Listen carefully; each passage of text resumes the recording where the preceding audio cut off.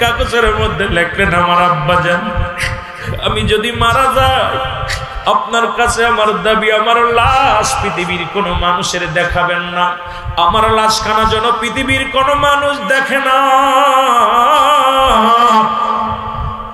আমি যদি মারা যাই আমার আব্বাজান আমার কাফন দাফন কোনো মানুষ আপনি নিজে করাবেন, কোনো মানুষ আমার জানাজা পড়তে ডাকবেন না, দুনিয়ার কোন কবরে কবরস্থানে আমার কবর দিবেন না, আমি মারা গেলে আমার কবরটা আমার ঘরের মধ্যে দিবেন। আপনার কাছে আমার এই দাবিটা আমি করে যাই আমার আব্বাজান। এই কথা বলিয়া যুবক মারা গেল, রাতের অন্ধকারে মারা গেল। যুবকটা মারা গেল, মারা যাওয়ার পর বাবা কি করলেন, কাফন দাফন নিজেই করালেন, গোসল করালেন, ঘরের মধ্যে কাফন দাফন করে তার দাফন করা হলো। নবীজি নামাজ আদায় করেন, প্রতিনিয়ত সালাত আদায় করেন। ফেরেশতা এসে ডাকতে বলে, ইয়া রাসূলুল্লাহ ইয়া হাবিবাল্লাহ আপনার পিছে যে একজন যুবক নামাজ আদায় করত, আজ কটা দিন আসেন, একটু খবর লন। নবীজি সালাম ফিরাইয়া সাহাবীদের ডাকতে বলে, আমার সাহাবীরা রে, আমার পিছে একজন যুবক আসিয়া নামাজ আদায় করত, সেই যুবকটারও তো দেখি না। নবীজি বলেন, তোমরা খবর নাও। খবর নিলেন, সবাই বাড়িতে গেলেন। বাড়িতে যা যুবকের বাড়ি সালাম, আসসালামু আলাইকুম ইয়া আহলাল বাইত। ওয়ালাইকুম আসসালাম। কয় আমরা নবীর সাহাবীরা। বলতে পারো নবীর সাহাবী কোথায়? বলে আমরা বলতে পারি না, তার খবর জানি না। রাসূলুল্লাহর কাছে খবর গেল, নবী গো ওই যুবক সাহাবীর খবর কেউ বলতে পারে না, কেউ জানে না। রাসূলুল্লাহ বলেন, আমি নিজেই যাব তালাশের জন্য। নবী রওনা হয়ে গেলেন। নবীজি গেলেন, বাড়ির মধ্যে গেলেন, সালাম দাস, আসসালামু আলাইকুম ইয়া আহলাল বাইত। ভিতর থেকে আওয়াজ, আলাইকুম আসসালাম। রাসূলুল্লাহ ভিতরে প্রবেশ করলেন। প্রবেশ করে ডাকতে বলে, আমার যুবকের বাবা। আগে বলো আমার যুবক সাহাবী কই? আরে আমার নবী যখন বললেন আমার যুবক সাহাবী কই, যুবকের বাবা, কারণ সন্তানের কথা বাবার মুখে যখন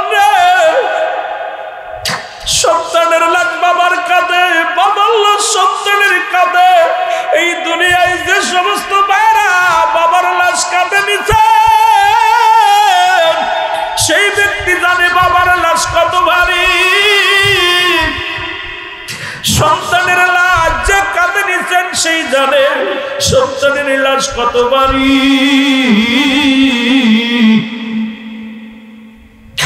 ওই যুবককে জিগাইলে বলবে, দুনিয়ার মানুষ আসমান জমিনের মধ্যে এত ভারী বস্তু আমার জীবনে আমি গাড়ি নিলে। ও যুবক, আরে সন্তানের কথা শোনা মাত্রই বাবার চোখ দিয়ে পানি চলে আসছে। আমার নবী বলে, যুবকের বাবা তুমি কেন কান্দো?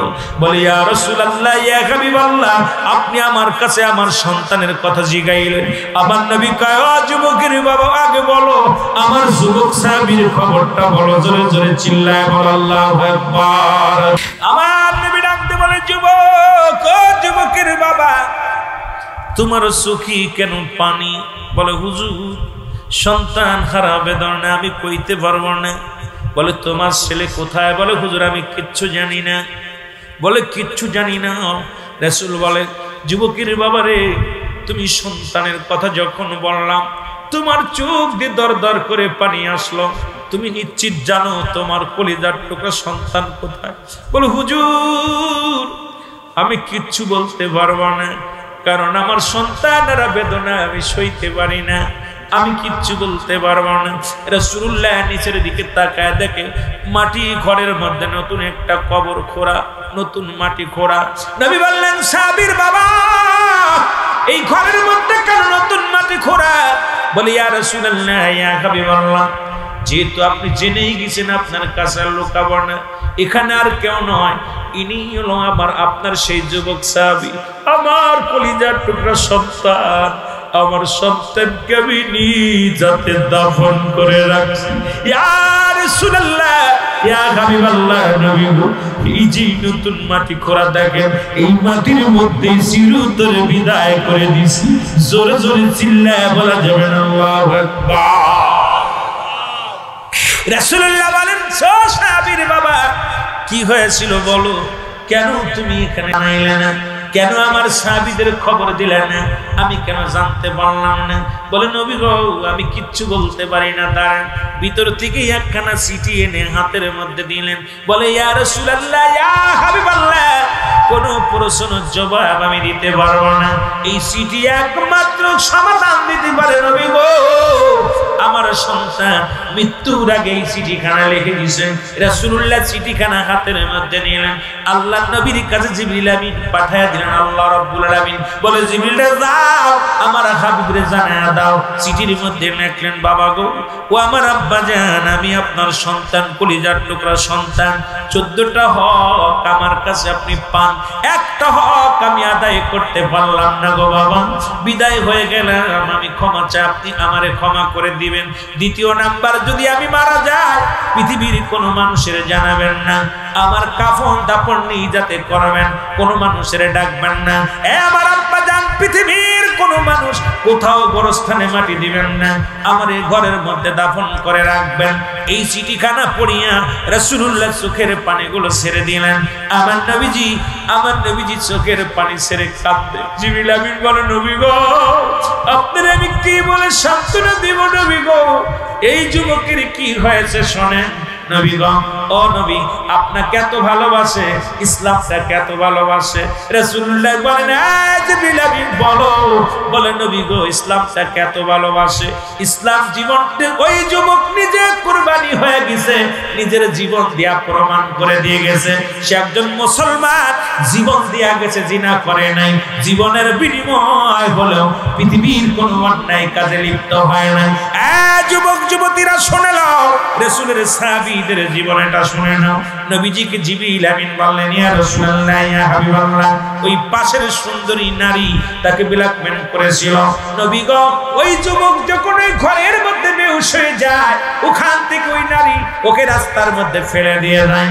কারণ নবীজি, ও নবী, আপনার যুবক সাহাবী মনে করছে হয়তো সেই নারীর ঘর থেকে তাকে উদ্ধার করেছে। যখন তাকে কবরে দেওয়া হবে, মানুষ বলবে ওই ছেলেটা ওই নারীর ঘরে যে ধরা পড়ছে, ওই না কোথায় ইসলামের কলঙ্ক হবে, মুসলমানদের কলঙ্ক হবে। ইয়া রাসূলুল্লাহ, ইয়া হাবিবাল্লাহ, এই জন্য সে বলেছে সে যেন কোনো গোরস্থানে তারে মাটি না দেয়, কারণ পৃথিবীর কোনো মানুষ যেন না জানে। মানুষ বলবে এই ছেলেটা জিনা করতে যে ধরা পড়ে মারা গেছে, ইসলামের কলঙ্ক হবে। আপনার নবী গো আপনার কলঙ্ক হবে। এই কারণে সে জীবন পড়ে এত ভয় পেয়েছে, ইসলামটাকে এত ভালোবাসে। কারণ আল্লাহ বলে ইয়া আইয়ুহাল্লাযীনা আমানু, এই ঈমানদারেরা বিশ্বাসীরা শোনো। আল্লাহ যদি বলতে আইয়ুহান নাস, ও ঈমানদারেরা মানুষেরা শোনো। আল্লাহ কি ঈমানদারেরা বিশ্বাসীরা শোনো। আদখুলু ফিস সিলমি কাফা, পরিপূর্ণভাবে প্রবেশ করে ইসলামের মধ্যে। এখন ইসলামের আবিধানিক শাব্দিক অর্থ হলো 80 থেকে 82টা। যারা তাফসীর করে তাদেরকে বলবেন হুজুর এক আয়াতের তাফসীর করেন, অন্য জায়গায় যাওয়া লাগবে না। যে সমস্ত মুফাসসিরিন, যে সমস্ত মুফতি সাহেবরা ফতোয়া দিতে চায়, যারা বলে আমরা তাফসীর কারক, ওই বক্তা আসলে বলবেন এই একটা আয়াতের তাফসীর করেন। ইসলাম শব্দের অর্থ হলো আত্মসমর্পণ। ইসলাম মানে নিজে না অন্যরে খাওয়ানো, ইসলাম মানে নিজে না অন্যরে ঘুম পাড়ানো, ইসলাম মানে নারী সতীত্ব পাহারা দেওয়া, ইসলাম মানে নিজে দুঃখেতে অন্যরে সুখে রাখা, ইসলাম মানে মুসল একত্ববাদ। এখন আবিধানিক তথ্য 80 থেকে 82টা। তুমি ইসলাম ইসলাম বলে গলা ফাটাইবা, পরের বউ নিয়ে রুসড়ে যাবা। ইসলাম ইসলাম বলে গলা ফাটাইবা, পরের মেয়ে ভেঙে নিয়ে আসবা। ইসলাম ইসলাম বলে গলা ফাটাইবা, আইসা মানুষের গীবাত করবা। ইসলাম ইসলামকে গলা ফাটাইবা, দুর্নীতির মধ্যে জড়িত হবা। ইসলাম ইসলাম বলে গলা ফাটাইবা, দুনিয়ার অন্যায় অপরাধ করবা। কারণ তাফসীর কারক যখন আসবেন বলবেন এ মাওলানা সাহেব এই একটা আয়াতের তাফসীর করো, তাহলে সমাজ জাতি সবাই বেঁচে যাবে। জোরে জোরে চিল্লায় বলা যাবে আল্লাহু আকবার। এ মুসলমান গভীর মনোযোগ। আল্লাহুম্মা সাল্লি আলা সাইয়্যিদিনা মাওলানা মুহাম্মদ দুরূদ পড়লে বর্তমান যুগের আলেমদের সুলকানি হয়, কিন্তু দুরূদ ইব্রাহিম কোন কিতাবের মধ্যে আছে দেখতে চাই। মুসলমান শুনে নাও, তিরমিজি শরীফের 2য় খণ্ড 203 নম্বর পৃষ্ঠা 2 নম্বর লাইনের মধ্যে 2 নম্বর লাইনটা খুঁজে দেখবেন।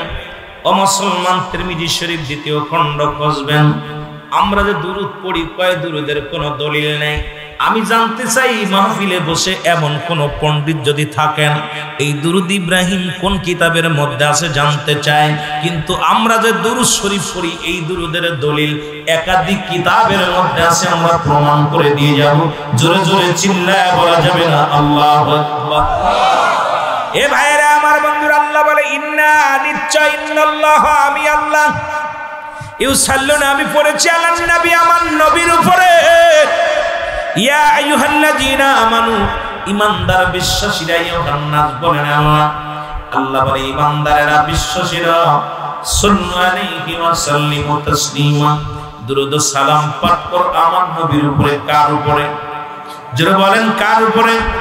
দুইটা কায়দা, একটা হলো তাসলিমান, তাজিমান।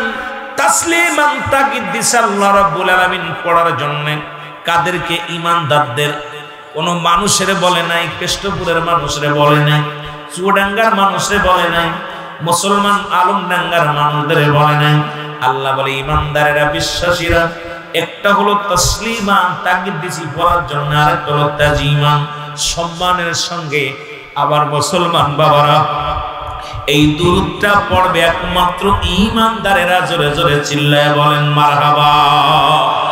আমার ভাইরা, আমার বন্ধুরা আমার, এই দুরূদের ফজিলাত সম্পর্কে যারা তাবলীগ জামাত করেন, তাবলীগ জামাত যারা মসজিদে চিল্লা দেন, গ্রাম থেকে চিল্লা দেন, এ আমার বাবারা, যারা কিতাবখানা, তাদের একখানা কিতাব আছে, কিতাবের নাম হলো ফাজাইলুদ দুরূদ। সুবহানাল্লাহ। নাম কি? যারা বলেন নাম কি? ফাজাইলুদ দুরূদ। দুরূদ শরীফের ফজিলাত সম্পর্কে বর্ণনা করেছেন রাসূলুল্লাহর উপরে একবার যদি কোনো ব্যক্তি দুরূদ পড়ে, সঙ্গে সঙ্গে তার আমলনামা থেকে 10টা গুনাহ মাফ হয়ে যায়। জোরে বলেন সুবহানাল্লাহ। আর একটু জোরে। রাসূলুল্লাহর উপরে যদি কোনো ব্যক্তি একবার দুরূদ পড়ে, সঙ্গে সঙ্গে তার আমলনামায় 10টা নেকিও হাসিল হয়। আস্তে আস্তে না, জোরে কইতে। রাসূলুল্লাহর উপরে যদি কোনো ব্যক্তি দুরূদ শরীফ পড়ে, 10টা পুরস্কার ইয়াউমাল কিয়ামতের ময়দানে দান করবে আমার আল্লাহ। রাসূলুল্লাহর উপরে যদি কোনো ব্যক্তি দুরূদ পড়ে, স্বয়ং আল্লাহ রাব্বুল আলামিন খুশি হয়ে যায়। নবীর উপরে যদি কোনো ব্যক্তি দুরূদ পড়ে, সঙ্গে সঙ্গে মুসলমান শুনে নেন, আল্লাহ রাব্বুল আলামিন শুধু নয়, রাহমাতুল লিল আলামিন নিজেই খুশি হয়ে যায়। রাসূলুল্লাহর উপরে যদি কোনো ব্যক্তি দুরূদ পড়ে, আমার মুসলমান ফেরেশতা মণ্ডলী খুশি হয়ে যায়। এখন যারা কওমি অঙ্গনের আলেম আছেন, যারা এক কথায় শুনে নেন, কওমি অঙ্গনের একখানা কিতাব, কিতাবের নাম ফতোয়ায়ে দাওবান। যদি কারোর কাছে টাকা থাকে, পৃষ্ঠা গণবেন, নাম্বার গণবেন মুসলমান, যেহেতু আমি এভাবে আলোচনা করার পক্ষেও না, তবে আমাকে একটু বলেছে, ভাই দুরূদ শরীফ নিয়ে একটু ঝামেলা আছে, একটু কথা বলবেন, কারণ এটা আমাদের জানানো দরকার। বাবারা আমার, কবির মনোযোগ, যে কথাগুলো শুনে নেন। যারা এটা কওমি অঙ্গনের আলেম, কওমি অঙ্গনের কিতাব, কিতাবের নাম ফতোয়ায়ে দাওবান, লেখক হচ্ছে মুফতি শফিক আহমেদ। তার ফতোয়ায়ে দাওবানদের মধ্যে 2য় খণ্ড 33 নম্বর পৃষ্ঠা। যদি হেডাম থাকে কিতাব খুলবেন, পৃষ্ঠা গুনবেন, না পাইলে এসে ওপেন ধরবেন। মুসলমান শুনে নেন, আহলে সুন্নাত ওয়াল জামাতের আকীদা হলো ওই নবীর উপরে জীবনে একবার দুরূদ শরীফ পড়া ফরজ, একাধিকবার পড়া সুন্নাত। যতবার পড়বেন মুস্তাহাব আমল। জোরে জোরে চিল্লায় বলেন মারহাবা। কার উপরে? জোরে বলেন কার উপরে? আস্তে কইবেন না জোরে কইবেন? এইরকম কইলে বুঝতে পারবেন না। জোরে ওয়াজ বুঝতে হবে, মুখস্থ করতে হবে, মুখস্থ করতে হবে। আল্লাহ বলে ইন্না নিশ্চয়, নিশ্চিন্নাল্লাহ, আমি আল্লাহ, ইউসাল্লুনা, আমি পড়েছি আলান নবী, আমার নবীর উপরে। এখন ইয়া আইয়ুহাল্লাযীনা আমানু, একমাত্র দুরূদ শরীফ পড়বে কারা? ঈমানদারেরা। এখন আপনাদের কাছে আমি জানতে চাই, যে কাজটা করলে আমার আল্লাহ রাব্বুল আলামিন খুশি হয়, সেই কাজটা করলে চুয়াডাঙ্গা জেলার কিছু আলেমরা বেজার হয়। আমি জানতে চাই আপনাদের কাছে, চুয়াডাঙ্গা জেলার মৌলবীদের বেজার করবেন নাকি আল্লাহরে বেজার করবেন? বলো না আমার তারে বস। এর মতো বুঝাই, এরপরে যদি না বোঝে আমি কি বুঝাইতাম? আপনি কি মৌলবীরে বেজার করবেন না আল্লাহরে বেজার করবেন? তোর দরকার নাই, চলে যা, ইমামতির দরকার নাই, ফিতনা বাতাস না সমাজের মধ্যে। ঠিক যে কাজ করলে নবীজি খুশি হয় সেই কাজ করলে বর্তমান কিছু আলেমরা বেজার হয়। আমি জানতে চাই আলেমরে বেজার করবেন না নবীরে বেজার? আর জোরে বল। যে কাজ করলে ফেরেশতারা খুশি হয় সেই কাজ করলে আমি বেজার হই, এখন আমারে খুশি করবেন নাকি ফেরেশতারে খুশি করবেন? আর জোরে বলেন। এখন আমার দেশের অসংখ্য মৌলবীরা সুবিধাবাদী জিন্দাবাদ, যেদিকে পানি গড়ায় সেদিকেই তারা। আমার মুসলমান বাবারা, রব্বুল আলামিন তার হাবিবের উপরে নিজে দুরূদ পড়ে, আমরাও পড়ি, কারণ ঈমানদাররা নবীরে ভালোবাসে। জোরে জোরে বলেন ঠিক কি না? নবী লাগবে কবরে, নবী লাগবে মিজানে, নবী লাগবে ফুলসিরাতে, নবী লাগবে আমাল কিয়ামতের ময়দানে। নবী বিনা কোনো বান্ধব নাই, নবী বিনা কোনো দরদি নাই, নবী বিনা কোনো উপায় নাই। ওই নবীর প্রেম ভালোবাসা যার অন্তরে যতটুক, তার ঈমান বলতে ততটুক। নবীর প্রেম ভালোবাসা যার অন্তরে নাই, তার ঈমান বলতে কিছু নাই। ও যুবক, দিলের কান্ডা লাগা শোনে না, রাহমাতুল লিল আলামিনের উপরে আকাশে প্রতিনিয়ত দুরূদ পড়তেন। 500 বার দুরূদ শরীফ পড়িয়া আমার জাকের ভাইয়েরা, আমার কিবলা জান হুজুর যেমন শিক্ষা দিলেন, বাবা কোথায় ঈশা সালাত আদায় করে রাতে ঘুমানোর আগে 500 বার দুরূদ শরীফ পড়িয়া রাসূলুল্লাহর উপরে দুরূদ শরীফ পড়িয়া আপনি ঘুমায়া যাবেন। এইরকম একজন আশিক নবীর উপরে দুরূদ পড়ে প্রতিদিন 500 বার দুরূদ শরীফ পড়িয়া রাসূলুল্লাহর উপরে দুরূদ শরীফ পড়িয়া ঘুমায়া যায়। হঠাৎ উনি ইন্তেকাল করলেন। ইন্তেকাল করার পর, ও মুসলমান শুনে নাও, ইন্তেকাল করলেন। ইন্তেকাল করার পর কলিজার টুকরা সন্তান তাকে গোসল করাইলেন, গোসল করাইয়া দাফন কাফন পরালেন। কাফনের মধ্যে রেখে দিয়া রাত্র যখন গভীর হয়ে গেছে, চিন্তা করে হারে সকালবেলা বাবা জানের দাফন হবে, জানাজা হবে, সকালবেলা জানাজা হবে। এই আব্বাজানকে জনমের মতো একটু শেষ দেখা দেখি। এবার বাবা জানের লাশখানা নিজে হাতে যখন খুলিয়া দেখতে গেছে, দেখে কাপনের কাপড়টা খোলার সঙ্গে সঙ্গে রে দেখে আব্বাজানের চেহারা আর মানুষের সুরত নাই, বাবার চেহারা পশুর মতো হয়ে গেছে। জোরে জোরে চিল্লায় বলা যাবে না আল্লাহু আকবার। এরে পশুর মতো মানুষের কোন চেহারা, তার চেহারা সুরতের মধ্যে নাই। এ যুবক, যুবক কান্দে চোখের পানি ছেড়ে, আল্লাহ আমার আব্বাজান তো প্রতিদিন রাত্রে রাসূলুল্লাহর উপরে দরুদ পড়তো, এখন আমার আব্বাজানের চেহারা মুবারক, এই মানুষের কোন চেহারা সুরত নাই, পশুর মতো হয়ে গেছে। এখন যদি সকালবেলা মানুষ এসে আমার আব্বাজানকে দেখে, মানুষ কি বলবে? রব্বে কারীম, আমি সন্তান হইয়া বাবার আমি কি বুঝ দিব আমার মনকে? এই কথা বলিয়া বাবার লাশের পাশে বেহুশে পড়ে গেলেন।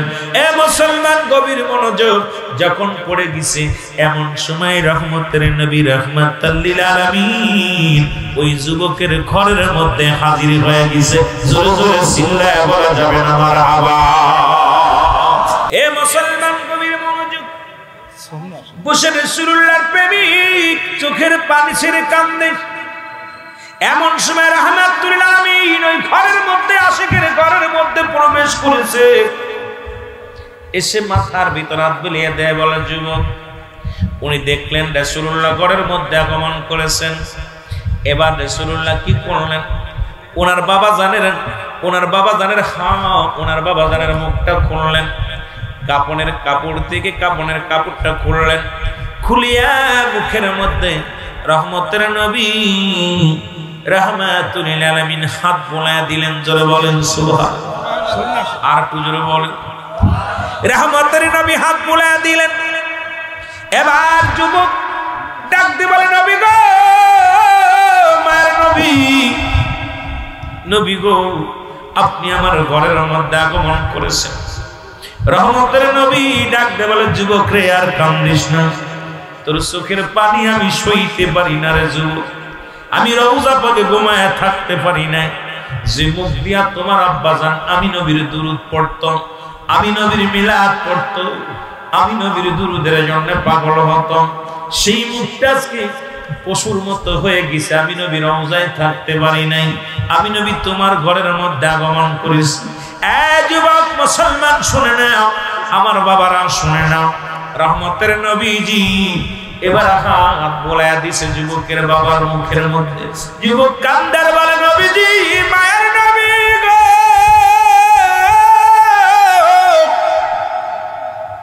স্বপ্নের মধ্যে চিৎকার মেরে কান্দে, নবী গো, আমি আমার বাবা জানের মুখ এরকম দেখেছি।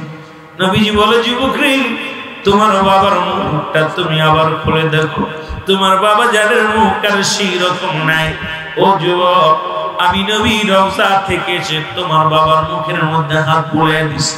এবার রহমতের নবী চলে যায়। যুবক স্বপ্নের মধ্যে বলে, ইয়া রাসূলুল্লাহ, ইয়া হাবিবাল্লাহ, আপনি আসলেন, আপনাকে আমি দেখলাম ঘুমের মধ্যে দিদার হয়ে গেল। ইয়া রাসূলুল্লাহ, ইয়া হাবিবাল্লাহ, আপনি আমার বাবার মুখের মধ্যে হাত দিয়েছেন।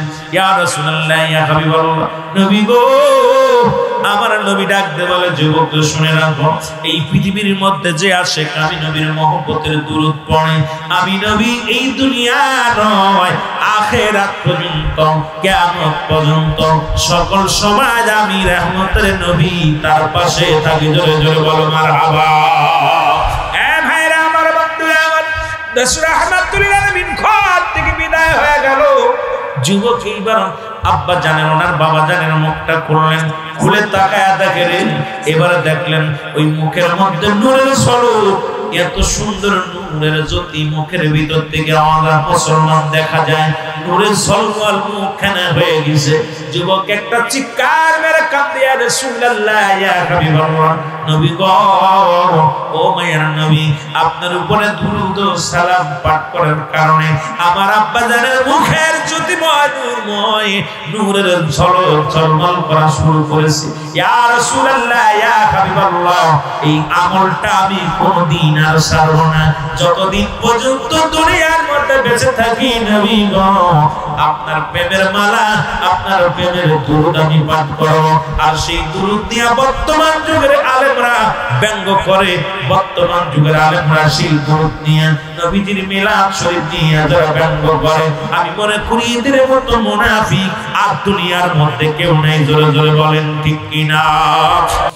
এ মুসলমান, নাসাই শরীফের প্রথম খণ্ড 145 নম্বর পৃষ্ঠা 4 নম্বর লাইনের মধ্যে এই যে আল্লাহুম্মা সাল্লি আলা সাইয়্যিদিনা মাওলানা মুহাম্মদ, ও আলেমরা লেখে নাও বাবা, এত কোতে আবার এত দলিল দেওয়া যাবে না। এত আলোচনা করতে গেলে এক মিলাদের এক দুরুদের মধ্যে যদি থাকে আলোচনা শেষ হয়ে যাবে।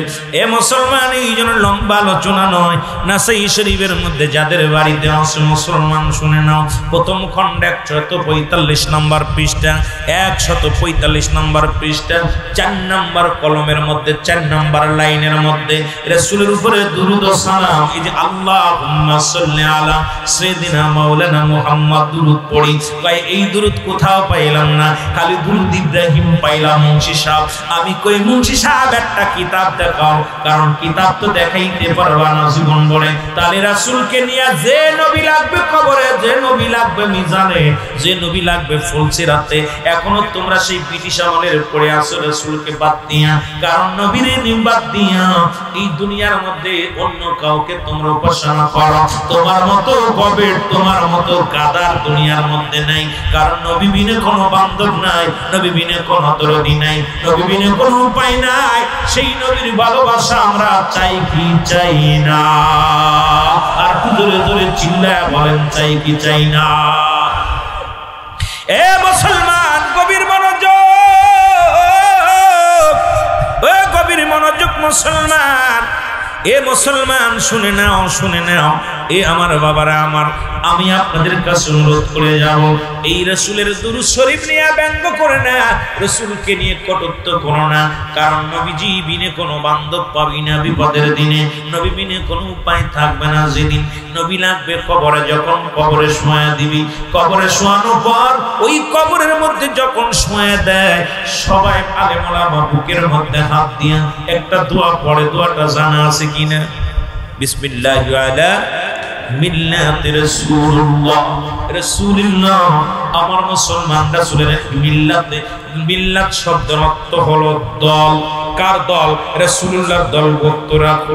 আর সারা জীবন তুমি দুরূদ ইব্রাহিম পড়লা, ইব্রাহিম নবীর মিল্লাতে রাখবা না তোমার লাশখানা। কারণ আমার নবীর দুরূদ যদি তোমার কাছে মুসলমান, এর দুরূদ ইব্রাহিম হলো নামাজের দুরূদ, সেই নামাজের দুরূদ যদি তুমি মিলাদ শরীফে আনো, তোমার মতো গাধা দুনিয়ার মধ্যে কেউ নাই। জোরে জোরে চিল্লায়া বলা যাবে না, ঠিক কিনা? এখন বলেন হুজুর মিলাদ জায়েজ না, এটা আরেকটা গাধা। মিলাদ শব্দের অর্থ হলো জন্ম। মিলাদ, মিলাদ শব্দের অর্থ হলো জন্ম। সুতরাং যে মৌলবী কয় মিলাদ নাই, ওইটা নিজেরই জন্ম অস্বীকার করেন। মিলাদ একমাত্র নাই আমার আল্লাহর, মিলাদ আছে আমার নবীজির। মিলাদ আছে কার? জোরে বলেন মিলাদ নাই কার? আরো জোরে বলেন কার নাই? আরো জোরে। মিলাদ নাই কার? গরু ছাগলের মিলাদ আছে, কারণ মিলাদ শব্দের অর্থ হলো জন্ম বৃত্তান্ত। এখন মৌলবী তো মিলাদ বললেই চুলকানি রোগ হয়। আসলে মিলাদের আবিধানিক অর্থ হলো মুসলমান মিলাদুন নবী, মিলাদ শব্দের অর্থ হলো জন্ম বৃত্তান্ত। আমার নবীর মিলাদ অস্বীকার করার মতো ক্ষমতা কারণ নাই। 570 খ্রিস্টাব্দে দুনিয়ার মধ্যে আগমন করেছে। এই দুনিয়ার মধ্যে বাবার নাম আব্দুল্লাহ, আব্দুল মুত্তালিব, দাদার বাবার নাম আব্দু কি মুসলমান, নবীর বাবার নাম আব্দুল্লাহ, মার নাম আমেনা, নবীর দাদার নাম আব্দুল মুত্তালিব, দাদির নাম ফাতিমা, নবীর দাদার নাম আব্দুল মুত্তালিব, নবীর দাদির নাম ফাতেমা, নবীর নানার নাম মুহাজ্জরি, নানির নাম বাররা, নবীর বংশ হলো কুরাইশ বংশ। এখন আল্লাহর বংশের পরিচয় আমি জানতে চাই। আল্লাহর বাবার নাম কি, আল্লাহর মার নাম কি, আল্লাহর দাদার নাম কি, একটু জানতে চাই। কেউ পারবেন নি? এখন মুসলমান শুনে না, মিলাদ নাই কেমনে বলে আমার আল্লাহ প্রমাণ করে দেয়। বলেন বিসমিল্লাহির রাহমানির রাহিম। আল্লাহু আকবার। কুল হুয়াল্লাহু আহাদ আল্লাহুস সামাদ লাম ইয়ালিদ ওয়া লাম ইউলাদ লাম ইয়ালিদ ওয়া লাম ইউলাদ ওয়া লাম ইয়াকুন লাহু কুফুয়ান আহাদ। জোরে জোরে চিল্লায়া বলা যাবে না আল্লাহু আকবার। আল্লাহ কয় ডাক দেখ, আল্লাহ কয় আল্লাহ আমি আল্লাহ এক। আমি কাউরে জন্ম দিই নাই, কারো থেকে জন্ম নিই নাই। সুতরাং রাসূলুল্লাহ জন্ম নিছে, রাসূলের বাবা ছিল, মা ছিল। আল্লাহর জন্ম নাই, নবীর জন্ম আছে। কথা কন, কথা কন। ওদের জন্য বেশি বাড়াবাড়ি করা লাগতো না, ওদের জন্য এই কিতাবই যথেষ্ট, সূরা ইখলাসই যথেষ্ট। আল্লাহ কয় হাবিব আপনি জানিয়ে দেন আমি আল্লাহ এক, কাউরে জন্ম দিই নাই, কারো থেকে জন্ম নিই নাই। আসমান জমিনের মধ্যে আমার সমতুল্য সমকক্ষ আর কেউ নয়। সারা পৃথিবী আমার মুকাফিক্কি, আমি কারোর মুকাফিক্কি নয়। সুতরাং আমার নবীজির বাবা ছিল, মা ছিল, বংশ পরিচয় ছিল, দাদা ছিল, সব কিছু ছিল। সুতরাং নবীর মিলাদ আছে, আল্লাহর মিলাদ নাই। সুতরাং যে মৌলবী কয় মিলাদ নাই, মৌলবীর মিলাদ আছে। বুঝার অভাব। জোরে জোরে চিল্লায় বলেন ঠিক কিনা? বুঝার অভাব। কারণ এই বিদ্যা কোন বিদ্যা পড়েছে আল্লাহ ভালো জানে। রাসূলের মিলাদ অস্বীকার করে, মিলাদ টিলাদ জায়েজ নাই। জান আমার ভাইরা, আমার বন্ধুরা, আমার আবার মুনাজাত এখন দেখি নামাজ শেষ করে কয় মুনাজাত করা যাবে না। ঠিক কিনা? ঠিক কিনা? আর একটু জোরে বলেন। ওদের জন্য এক নম্বর কিতাব বাতিলদের কিতাব, ওহাবীদের কিতাব, যাদের কিতাবের নাম হলো ফতওয়ায়ে দাওয়ান, মুফতি শফিক আহমেদের লেখা প্রথম খণ্ড 22 নম্বর পৃষ্ঠা। আগে পৃষ্ঠা নম্বর গুনবেন, কিতাবের নাম শুনবেন, রাইটারকে লেখক যদি এখন না পান এখন ধরে বেঁধে নিয়ে জেলখানায় ঢুকাবেন। বন্ডামি করলে চলবে না। যেটা ওদের কিতাব, যে মুসলমান শুনে নাও, শুনে নাও। এর তাবলীগে মুসলমান শোনো, সুন্নিদের কোনো কিতাব নয়। কিতাব হলো সব বাতিলদের কিতাব। ওদের কিতাব দিয়ে ওদের কবর দেওয়া যাবে, ওদেরকে পাজা পাজা কিতাব দিয়ে ওদের মাটি দেওয়া যাবে। তারপরও কয় জায়েজ নাই, বড় কষ্ট হয়। জোরে বলেন ঠিক কিনা? ওদের কিতাব, আমাদের কোনো কিতাব না। ওই দেওবন্দে পড়ানো হয়, যেখান থেকে বড় মৌলবী বড় ফারেক হয়েছে, বড় মুক্তি মুহাদ্দিস লাগাইছে, ওদের আব্বার গুরুর গুরু উনি লিখলেন 5 ওয়াক্ত নামাজ পড়ে 5 ওয়াক্ত নামাজ পড়ে জিয়ারত করে সর্বহালাতে আল্লাহর দরবারে 2টি হাত উঠায় দোয়া করা উত্তম মুস্তাহাব। সুবহানাল্লাহ। এই আখ্যান মৌলবী দেখাইতে পারলি জায়েজ নাই, তোর বাড়ি সারা জীবন গোলামি করব। 1 টাকা নিতাম না যে দোয়া করা জায়েজ নাই, দোয়া করা জায়েজ না, একখান দলিল দেখাইতে পারলি তোর বাড়ি সারা জীবন গোলামি করব। বড় কষ্ট আমরা দোয়া করি, ও তো কিবলাই চেনে না, কারণ শরিয়াতের কিবলা হলো কাবা, দুজানের কিবলা রাহমাতুল লিল আলামিন, মুনাজাতের কিবলা আরশ আজিম। ঠিক কি না? এখন তো কিবলাই চেনে না, খালি চেনে ভিক্ষে করা মানুষের বাড়ি যায়। এই যে ধানের মৌসুম আইছে বাস্তা গাড়ি করে কয় ভিক্ষে দাও, পাটের মৌসুম আসলে কয় পাট দাও ভিক্ষে দাও। মুসলমান ওরা ধান পাট ভিক্ষা করা শিখছে, মশরি ভিক্ষা করা শিখছে, ধান চাল ভিক্ষা করা শিখছে। রব্বে কারিমের কাছে দোয়া করা হাত উঠাইতে লজ্জা করে, কিন্তু মিন্টু মেম্বারের কাছে ভিক্ষা চাইতে লজ্জা করে না। ওদের চরিত্র ভালো হইতো না, জোরে বলেন ঠিক কিনা? আল্লাহর কাছে চাইলে লজ্জা লাগে, কিন্তু আলাউদ্দিনের কাছে চাইতে লজ্জা লাগে। এ ভাই অমুক মাদ্রাসায় দেন, ফকির গুলো কত দুষ্ট, খুব কষ্ট লাগে এগুলো, খুব কষ্ট লাগে। আরে রব্বে কারিম কি চাইলে দিতে পারে কি পারে না? উনি সহায়, আমরা অসহায়। উনি কে? আমরা দুর্বল, উনি কি সবল? উনি কে? সবল। তার কাছে চাইলে পাবো কি পাবো না? কিন্তু বান্দার কাছে যায় ভিক্ষা চাই। আর আপনাদের এদিকে দেখি মুনাজাত একটা হয়, দেখছি আমি আজকে আসার সময় দেখলাম এই মুনাজাত হচ্ছে। ওই গ্যারেজ বন্ধ করে 4-5 বয়া দিয়ে মুনাজাত ধরছে। কেউ কইছে টিক্কা, কেউ কইছে রুইতন, কেউ কইছে হরতন, কেউ কইছে 8 করা, কেউ কইছে 9 করা। কেউ কারুর দেখাচ্ছে না এই মুনাজাত, জোরে কন ঠিক কিনা? এরম দেখে মুনাজাত, কথা কন ঠিক কিনা? কেউ করে কপাল পোড়া মুনাজাত ধরছে কি দেখছেন? আপনাকে মুনাজাত ধরে নাকি? এইসব নদীর কুলতে ধরে মাঝে মাঝে, জোরে কন ঠিক কিনা? নদীর কুলতে বয়া 4-5 মুনাজাত ধরে না। ফতুয়া কোনো মৌলবী এখানে নাই। আপনাদের গ্রামের মানুষ আছে না? কথা কয় না? আমাদের দিকে আছে, দেখি বিকেল বেলা সকাল বেলা ছেলের এক জায়গায় বইয়া 3-4 জনে মুনাজাত ধরে। কেউ কারুর দেখতে দেয় না, কয় মারতেছে টিক্কা, এ কয় রুইথন, কেউ কয় হরথন, জোরে কন ঠিক কিনা?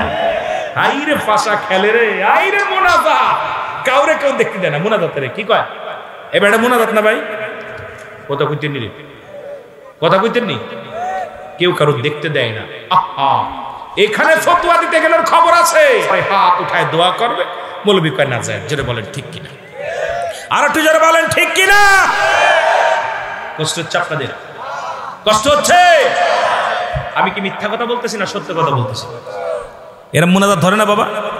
আর আমরা আল্লাহর কাছে রব্বে কারীম, আদম কয় রব্বানা জালামনা আনফুসানা ওয়া ইল্লাম তাগফির লানা ওয়া তারহামনা লানাকুনান্না মিনাল খাসিরিন। কে কয়? আদম। কে কয়? বাবা আদম বলে, আমার সাথে বলেন, রব্বানা জালামনা আনফুসানা ওয়া ইল্লাম তাগফির লানা ওয়া তারহামনা লানাকুনান্না মিনাল। আল্লাহর ডাক দে বলে, রব্বে কারীম, আমার রব, আমার প্রতিপালক, আমি জালিমদের অন্তর্ভুক্ত হয়ে গেছি, আমারে তুমি ক্ষমা করে দাও। ইউনূস আলাইহিস সালাম বিপদে পড়ে দোয়া করে, আমার সাথে পড়েন লা ইলাহা ইল্লা আনতা সুবহানাকা ইন্নী কুনতু মিনাজ জালিমিন।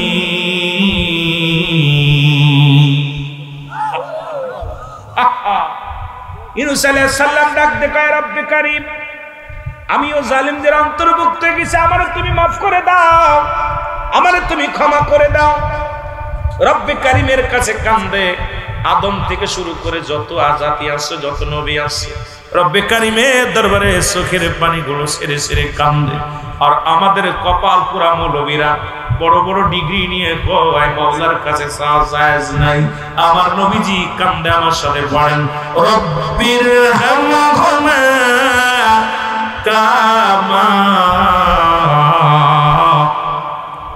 রব্বায়ানি সগীর। আর একটু জোরে জোরে বলেন রব্বির হামহুমা কামা রব্বায়ানি সগীরা। জোরে জোরে চিল্লায়া বলা যাবে আল্লাহু আকবার। সমস্ত নবীগণ রব্বে কারিমের কাছে নবীজি দুভাবে দোয়া করতেন, একটা হাত উঠায়, একটা হলো উল্টা, একটা হলো সিধা। রাসূলুল্লাহ যখন ইমার্জেন্সি কোনো দোয়ার প্রয়োজন হতো তখন উল্টা উঠায় দিত হাতটা, এটা তাড়াতাড়ি কবুল হতো, তাড়াতাড়ি অরিজিনাল একদম ইমার্জেন্সি। আর যখন একটু প্রয়োজন একটু আস্তে আস্তে, তখন নবীজি এইভাবে দোয়া করতেন, দুভাবে দোয়া করতেন। রাসূলুল্লাহকে হাত উঠে দোয়া জায়েজ নেই।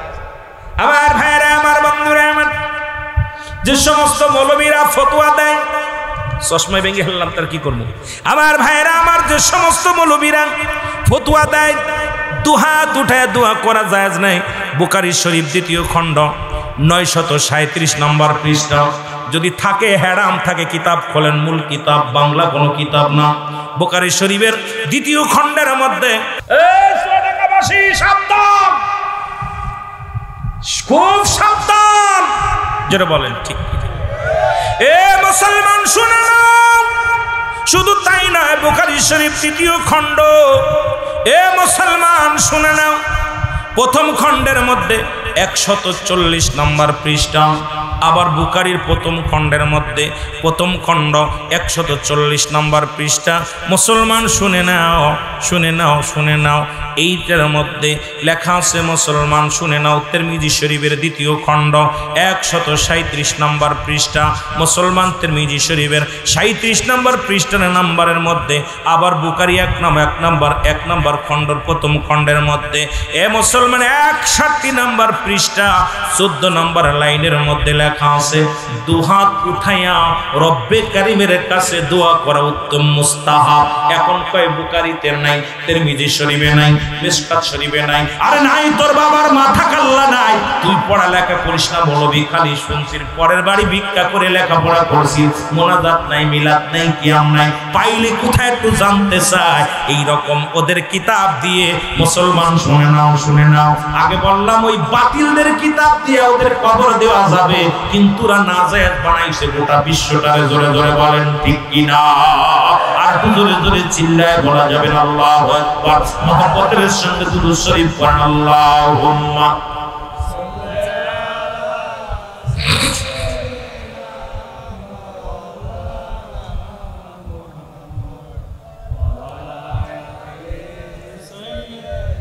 এ মুসলমান সূরা মুমিনের, মুসলমান সূরা মুমিন 24 নম্বর পারা 40 নম্বর আয়াতের মধ্যে আল্লাহ রাব্বুল আমিন বলতেছে, তোমরা আমার কাছে চাও। এখন কয় কুরআনেও নাই, হাদিসেও নাই, চাইতে বলছে। সূরা মুমিনের মধ্যে 24 নম্বর পারার মধ্যে যারা কোরআন আছে এবার নেন, এবার মসজিদের মধ্যে কোরআন শরীফ খুলে নেন বাবা। এখানে পৃষ্ঠা নাম্বার, মুসলমান শুনে নাও, ও মুসলমান পারা নাম্বার হলো 24, 40 নম্বর আয়াতের মধ্যে মুসলমান শুনে নাও, শুনে নাও, রব্বে কারিমের কাছে চাইতে বলতেছে। এবার তিরমিজি শরীফের 175 নম্বর পৃষ্ঠার মধ্যে 6 নম্বর লাইনের মধ্যে মুসলমান দোয়া করার জন্য, আল্লাহ রাব্বুল আলামিনের কাছে দোয়া করার জন্য দুটি হাত উঠায় দোয়া করা উত্তম বলতেছে। রব্বে কারীম এই দুটি হাত দান করেছে, রব্বে কারীম তার কাছে চার জন্য। এই রব্বে কারীম আপনাকে আমাকে সুন্দর দুটি হাত দিছে। আল্লাহ আপনাকে পৃথিবীর মধ্যে মানুষ বানাইলেন, পৃথিবীর মধ্যে শ্রেষ্ঠ জাতি। আল্লাহ কয় বান্দারে আমি জমিন যেমনি বানাইলাম এমনি তোরে বানাই নাই, বান্দারে আসমান যেমনি বানাইলাম এমনি তোরে বানাই নাই। ও বান্দা, ফেরেশতারা আমার নিকটবর্তী সময় তাক সব সময় আমার কাছে, তবে ফেরেশতাদের আমি যেমনি বানাইলাম এমনি তোরে বানাই নাই। আসমান জমিন যা কিছু বানাইলাম এমনি আমি তোরে বানাই নাই রে বান্দা। সব কিছু আমি আল্লাহ হুকুম দিছি, সঙ্গে সঙ্গে হয়ে গেছে। আর আমি রব্বে কারীম আমার কুদরতি হাত মোবারক দিয়া বান্দা আমি তোমারে বানাইছি। সেই কুদরতি হাত মুবারক দিয়া বান্দা করে বানাইছে। রব্বি কারীমের দরবারে তোমার দুটি হাত উঠায়া রব্বি কারীমের কাছে দোয়া করো, দরখাস্ত করো। জোরে জোরে চিল্লায়া বলা যাবে না মারহাবা, আর জোরে জোরে চিল্লায়া বলা যাবে না আল্লাহু আকবার। আসমান আমি যেমনি বানাইলাম এমনি তোরে বানাই নাই, পশু পাখি যেমনি বানাইলাম এমনি তোরে বানাই নাই। এই পৃথিবীর মধ্যে ফেরেশতারে আমি যেমনি বানাইলাম এমনি তোমার আমি বানাই না। ও বান্দা তোমার আমি বানাইলাম আমার কুদরতি হাত মোবারক দিয়ে। রব্বি কারীম এত সুন্দর তোরে বানাইলো। একবার বান্দা আরবিতে বলে মুসলমান ফাহমুন, ইংলিশে বলে ফেস, ইংলিশে বলে ফেস, বাংলায় বলে মুখমণ্ডল। একবার তুমি আয়নার সামনে যে দাঁড়ায়া দেখো রে বান্দা, কত সুন্দর তোমার আকৃতি বানাইছে আমার রব্বি কারীম, কত সুন্দর তোমার মুখটা বানাইলো, কত সুন্দর তোর কপালখানা বানাইলো সিজদার জন্য রে বান্দা। ও বান্দা তোরে কত সুন্দর একটা নাক বানাইলো।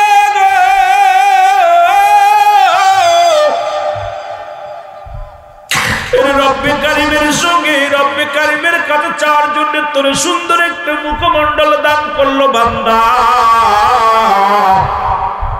আরে বান্দা তুই নাফরমানি করলি, তারপরও দুনিয়ার মধ্যে আরে আল্লাহ রাব্বুল আলামিন বান্দা তোরে এত ভালোবাসে, এই দুনিয়ার মধ্যে এত মায়া করে, এত মহব্বত করে বান্দা। সেই বান্দা তুই নাফরমানি করলি আমার আল্লাহর সঙ্গে, রব্বি কারীম তোরে কোনোদিন ক্ষমা করবে না। জোরে জোরে চিল্লায়া বল আল্লাহু আকবার। এই জন্য আমি ছোট্ট একটা আয়াত পাঠ করেছিলাম, ওয়াল হাব্বু জান্নাতু ফি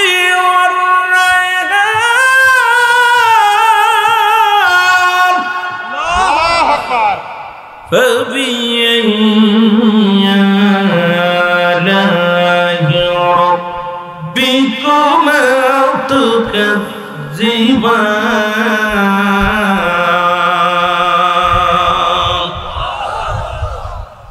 আমি কিন্তু ছোট্ট একটা আয়াত পাঠ করেছিলাম, এইটা নিয়ে আমি আলোচনা শুরু করতেছিলাম।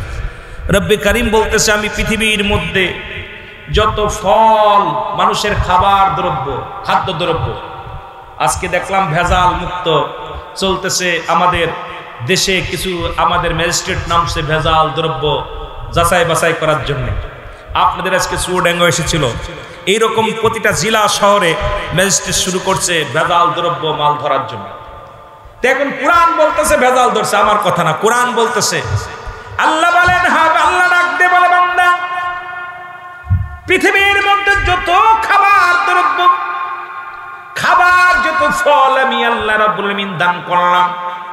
কোরআন বলতেছে আমাদের খাদ্য অধিদপ্তর নয়, প্রধানমন্ত্রী নয়, মেম্বার সাহেব নয়, এমপি সাহেব নয়, পবিত্র কালামুল্লাহ শরীফের মধ্যে আল্লাহ ডাক দিয়ে কয় বান্দা পৃথিবীর মধ্যে যত খাবার, খাবার জাতীয় যত ফল আমি আল্লাহ দান করলাম, প্রতিটা ফলের উপরে আমি আল্লাহ কাবার লাগায় দিলাম।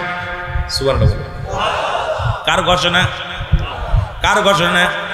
তাফসীর শুনেন আল্লাহ কি পাইবার কোরআন থেকে বলতেছে। আল্লাহ ডাইরেক্ট আল্লাহ কয় বান্দা কুরআনুল কারীমের মধ্যে রব্বি কারীম ডাক দিয়ে বলেন বান্দা এই পৃথিবীর মধ্যে যত ফল, যত ফুল আমি ফল আর ফুল দান করেছি বান্দার জন্য, এই বান্দাগুলো যত ফল খাবে প্রতিটা ফলের উপরে আমি আল্লাহ কাবার লাগায় দিলাম। ধান, আম, জাম, কাঁঠাল, লিচু, কদবেল, পেয়ারা যত ফল আছে প্রতিটা ফলের উপরে আমি খোসা দান করেছি। ধানের উপরেও খোসা আছে, গমের উপরেও খোসা আছে, কাঁঠালের উপরে খোসা আছে, আমের উপরে খোসা আছে, যাতে করে কোনো ফরমালিন না দিতে পারে, বান্দার দেহে কোনো রোগ ছড়াইতে না পারে। জাহাঙ্গীর ডাক্তারের মতো কোনো ডাক্তার লাগবে না, রব্বে কারীম ডাক্তারের ডাক্তার। কারণ যাতে করে কোনো পয়জন না খাবারের মধ্যে ঢুকতে পারে, যাতে ফুড পয়জন না ঢুকতে পারে, বান্দার পেটে যেন পয়জন না ঢোকে। এই জন্য রব্বে কারীম প্রতিটা খাবার দ্রব্য জিনিসের উপরে কাবার লাগা দিছে। আল্লাহ কয় বান্দা আর যত ফুল আমি দান করলাম এই ফুলের মধ্যে একটা আমি কাবার দিই নাই, খোসা দিই নাই, কারণ খোসা যুক্ত ফল আর খোসা মুক্ত ফুল দান করলাম। এইগুলো শুধু আমার বান্দা বান্দির জন্য। জোরে বলেন মারহাবা। কত সুন্দর কোরআন বলতেছে। দেখেন না বান্দা সেই আজকে সবটার মধ্যে ফরমালিন, চাল খাবেন, চালের মধ্যে ফরক মোটা ডাইরেক্ট কাইটিয়ে মিনিগেট করতেছে, যেরকম ঠিকই দেয়। আগের মানুষ ওই মোটা ধান খেয়ে রাত্রে বা দুপুরবেলা সকালে খাইলে সারাদিন ক্ষুধা লাগতো, আর এখন এমন ভাত খাচ্ছে খাইয়ে উঠে খালি মোচা দিলেই কি দেয়, যেটা বলেন ঠিক কিনা। কিন্তু আমার ফল খাইলে আগে হতো মানুষ সবল, এখন ফল খালি হয় দুর্বল, যেরকম ঠিক কিনা। ফল খালি এখন দুর্বল না। আগে শুনছি আমরা বইতে পড়ছি ফল খাইলে ফল, ফতে ফল খাইলে হয় বল, যেরকম ঠিক কিনা। আর এখন ফতে ফল, ফল খালি হয় দুর্বল, যেরকম ঠিক কিনা। কারণ ফলের ভিতরে এমন ফরমালিন মারছে, 2 বছর 4 বছর আগে 1 কেজি ফল আর ফলমূল যা খাইতেছেন এর মধ্যে খালি ফরমালিন। সবজি খাবেন এটার মধ্যে ফরমালিন, আপনি মাছ খাবেন এটার মধ্যে ফরমালিন। কিন্তু রব্বে কারিম বলে আমি ফরমালিন ঢুকতে পারবে না বলে আমি রব্বে কারিম কাবার দিয়ে দিছি, এর মধ্যেও ভরা ফলা ঢুকাইতেছে, জোরে বলেন ঠিক কিনা। আমার ভাইরা, আমার বন্ধুরা, আমার রব্বে কারিম এত সুন্দর নিয়ামত, এত সুন্দর রহমত বান্দার জন্য দান করলেন। ও বান্দা, এই নাফরমানি বান্দা করো, তোরা শুনে রাখ, তোদের জন্য আমি আল্লাহ রেখে দিলাম, ওই জাহান্নামীদের জন্য আমি রেখে দিলাম। আল্লাহ বলেন বিসমিল্লাহির রাহমানির রহিম উ'ইদ্দাতুল কাফিরিন। আল্লাহ বলে কাফের বেঈমান মুনাফিকদের জন্য আমি আল্লাহ প্রস্তুতি রাখলাম, একটা নয়, দুটি নয়, 7টা জাহান্নাম প্রস্তুতি করে রাখছি। এরপরও জাহান্নামের ভয় নাই। সুদ খালি গুনাহ না সব খাচ্ছে কিনা, ঘুষ খাইলে গুনাহ না সব খাচ্ছে কিনা, মিথ্যা বললে পাপ না নেকি, কথা বল, জিনা করলে পাপ না নেকি, আরো জোরে গান পাপ না নেকি, না মা বাবার নাফরমানি সন্তান হলে গুনাহ হবে না সওয়াব হবে। এই এত গুনার কথা জানা পর আপনারা জানেন কিনা, কথা বলেন, মিথ্যা করলে সওয়াব হবে নি? এই মিথ্যা বললে সওয়াব হয়, কেডা কেডা হাত উঁচু করেন। মিথ্যা বললে সওয়াব হয়, কয়টা সওয়াব হয়? সমস্ত পাপের মা হলো মিথ্যা, যেরকম ঠিক কিনা। সমস্ত পাপের মা, আস্তে কইতেন না জোরে কইতেন, সমস্ত পাপের মা হলো মিথ্যা।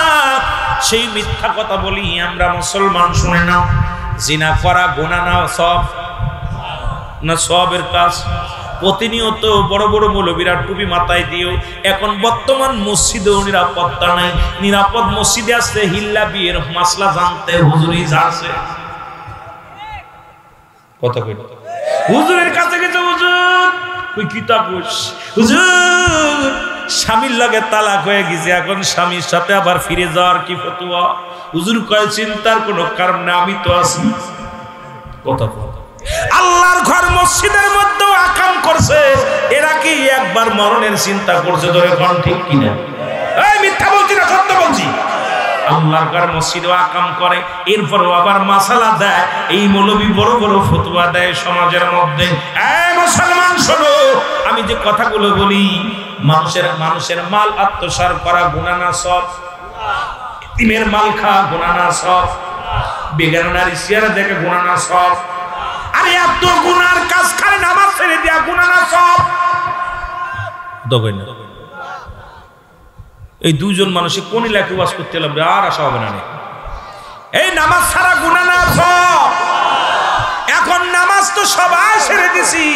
এখন যদি বলি বাবা কজন মানুষ ঈশান নামাজ পড়ছেন, মাশাআল্লাহ, ঠিক কি না? লজ্জা দিতে চাই না, গুনাহ কি না সব? যারা এক ওয়াক্ত নামাজ কাজা দিলে 80 পরিমাণ জাহান্নাম, এক পরিমাণ হলো মুসলমান 2,88,00,000 বছর। এত গুনাহ জানা পরও নামাজ ছেড়ে দিলাম, এই কাজগুলো জানা পরও পাপ করতেছি। রব্বে কারীম কি আপনারে আমারে ছাড়বে? রব্বে কারীম আমারে এমন ধরা ধরবে, এমন ভাবে আমারে ধরবে রে মুসলমান, রব্বে কারীমের হাত থেকে বাঁচা সম্ভব হবে না। জোরে জোরে চিল্লায়া বলা যাবে না আল্লাহু আকবার। মহব্বতের সঙ্গে দুরূদ শরীফ পড়ুন, আল্লাহুম্মা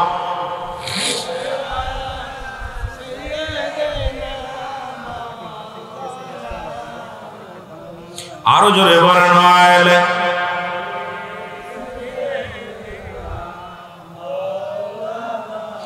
এইরকম যুবকদের কথা বলতেছিলাম। রাসূলুল্লাহর এক যুবক সাহাবী ছিল, যুবক বাসবে জান্নাতি আল হাসান আল হুসাইন।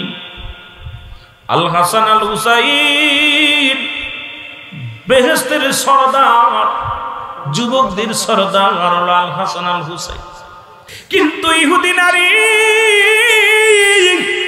প্রতিনিয়ত যুবককে প্রেমের আলিঙ্গন করলেন, প্রেমের প্রস্তাব দিতে লাগলেন।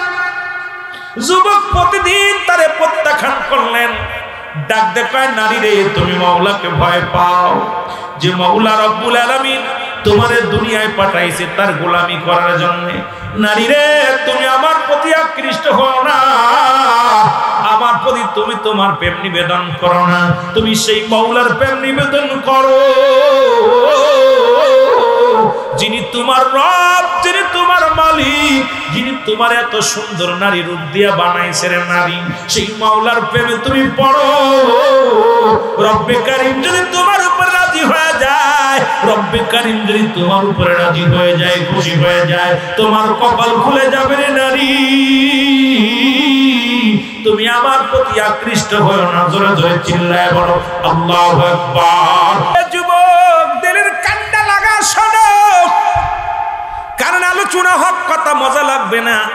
আমার দেশের তাফসীর কারকরা মহিলার বডি কেমন, কাপড় কেমনে পরে, পায়জামা কেমনে পরে, জামা কেমনে পরে, তাফসীর নাম দিয়া এইসব ওয়াজ করলে যুবকরা কান খাড়া করে আলোচনা শোনে। ওরে 2 ঘন্টা ওয়াজের ভিতরে 1.5 ঘন্টায় মহিলাদের নোংরামি আলোচনা। কোন মহিলার রূপ কেমনে, কোন মহিলা কেমনে বাসে উঠছে, কোন মহিলা কেমনে পায়জামা পড়ছে, কোন মহিলা কেমনে কথা কয়, ওদের ওয়াজই হলো এটা। এই ওয়াজ নিয়ে আমার যুব সমাজ আজকে নষ্ট হয়ে গেছে। হক কথা শুনতে ভালো লাগবে না, কুরআন হাদিসের কথাগুলো শুনতে ভালো লাগবে না। ভালো লাগবে সুরা যারা আজকে টুকায়ের মতো ঘুরে বেড়ায়, ওই টুকার দলেরা ওই সমস্ত কথা শুনতে তাদের মজা লাগে। আমার দেশে বড় বড় বক্তারা আইয়া ওই মঞ্চের মধ্যে বইয়া তাদের আলোচনায় হলো শুধু অশ্লীল বেহায়াপনা আলোচনা তাদের জবান দিয়ে। এরা মুসলমান কোথায় কোন বক্তা কি করছে, কোথায় কোন মহিলা কি করছে, কোথায় কোন মহিলার কেমনে বডি, কোথায় কোন জেলখানায় কোন নারীকে দেখলে সওয়াব হয়, কোন নারীর দেখলে পরে সুবহানাল্লাহ এত নেকি হয়, এই সমস্ত আলোচনা নিয়ে আমার যুব সমাজ পুরো নষ্টের পথে নিয়ে যায়। এদিকে সব ব্যস্ত আছিরে এই টুকাই দলের ছেলেরা আজকে আল্লাহ আল্লাহ রাসূলের দ্বীনের কথা শোনো, যে কথা শুনলে আল্লাহ রাজি হবে, রাসূল রাজি হবে, সেই আলোচনাগুলো আমাদের করার দরকার, শোনার দরকার। জোরে জোরে চিল্লায় বলা যাবে না, ঠিক কিনা? বন্ধুরা আমার গভীর মনোযোগ। এবার যুবক কি করলেন? প্রত্যাখ্যান করলেন। রাসূলুল্লাহ একদিন সাহাবীদেরকে নিয়ে আলোচনা করতেছিল। রাসূলুল্লাহর ওয়াজ শুনতে শুনতে রাত হয়ে গেল। যুবক সাহাবী ওই পথে যাইতেছিল, মেয়েটা অপেক্ষা আছে আজকে ওকে ধরবো। সঙ্গে সঙ্গে যখন বাইর হলেন ধরে নিয়ে গেলেন, বাড়ির মধ্যে নিয়ে গেলেন, প্রস্তাব দিলেন, ঘরের দরজা মারলেন। মারা পর বললেন, যুবক আমার দিকে তাকায় দেখো, রূপে গুণে কোনো তাই কমতি নাই, চেহারা এত সুন্দর, তুমি যদি আমাকে চাও ভোগ করতে পারো, কোনো জোরাজুরি নেই, তুমি যা চাবে আমার থেকে তাই পাবে। এত সুন্দরী একটা নারী, তোমার প্রতি আকৃষ্ট হয়েছি, তুমি আমার দেহটা ভোগ করো। যুবক ডাক দেখায়, নারী রে তুমি কি মরণের চিন্তা করো না? রব্বে কারীম এই দুনিয়ার মধ্যে এত সুন্দর তোমার চেহারা দিছে, এত সুন্দর রূপ যৌবন দিছে, সেটা তুমি কোন পথে তুমি ব্যয় করে রে নারী? তোমার কি একবার চিন্তা হয় না কবরে যা লাগবে, মরা লাগবে রে নারী? নারী তুমি রব্বে কারীমরে ভয় করো। যুবকের দেখে যুবককে যখন আলিঙ্গন করতে গেছে, যুবকটা চক্ষু দুটা বন্ধ করে ডাক দিয়ে বলে, রব্বে কারীম আমি মুসলমান, আমি রাসূলুল্লাহর উম্মত। আল্লাহ আমি মুসলমান হয়ে জিনা করতে পারি না, আমি মুসলমান হয়ে কোন নারীর সর্বনাশ করতে পারি না। রব্বে কারীম, ও রব্বে কারীম তোমার দরবারে প্রার্থনা করি আমাকে তুমি দয়া করো। একটা চিৎকার মেরে যুবকটা বেহুশ হয়ে জমিনের মধ্যে পড়ে গেছে। জোরে জোরে চিল্লায় বলা যাবে না আল্লাহু আকবার।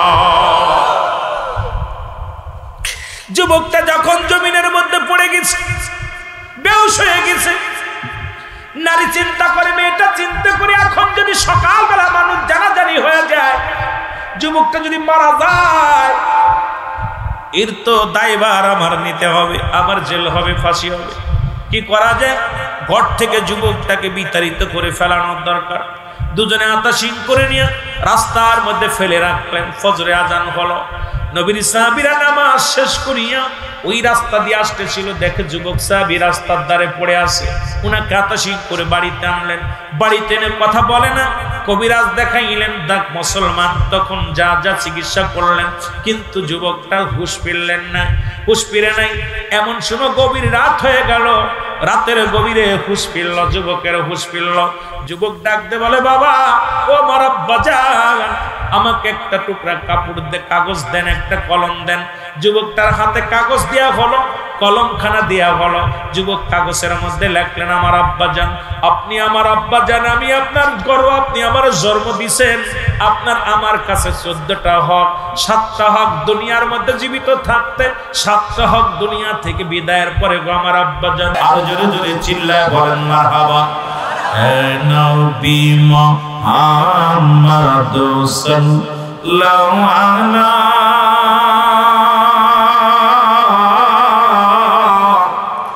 তোমার দুরুদে আসে খয়ুতালা, বলো তোমার দুরুদে।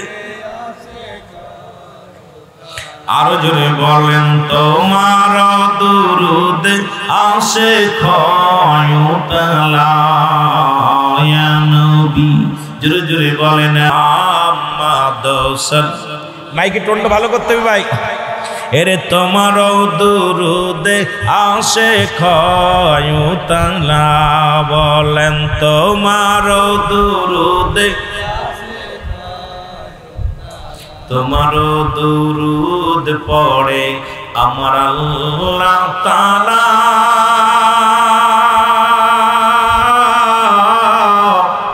রাসূলের দুরুদ পড়ে ফেরেশতারা।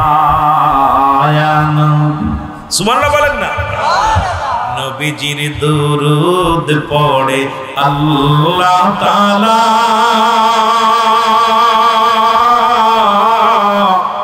নবীজির দুরুদ পড়ে ফেরেশতারা। নবী মহব্বতে নবী মুহাম্মদ সাল্লাল্লাহু, আপনার দুরুদে আসে খয়ুতানা, বলেন আপনার দুরুদে। ওরে যখনই মনে পড়ে নবী কামলিওয়ালা,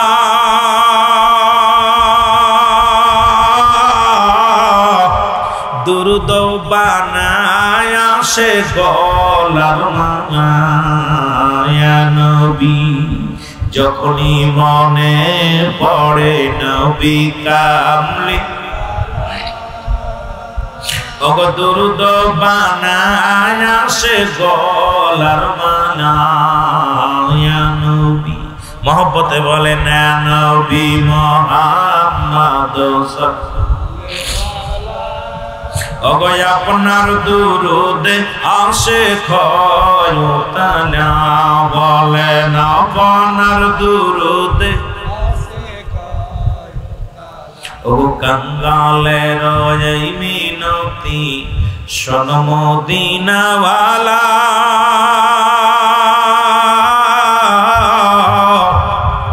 ওগো চুয়াডাঙ্গা জেলার এই মিনতি শোনো মদিনাওয়ালা। আমরা আর কিছু চাই না, চাই শুধু কদম তলা, ইয়া নবী। মহব্বত বলেন নবী মুহাম্মদ,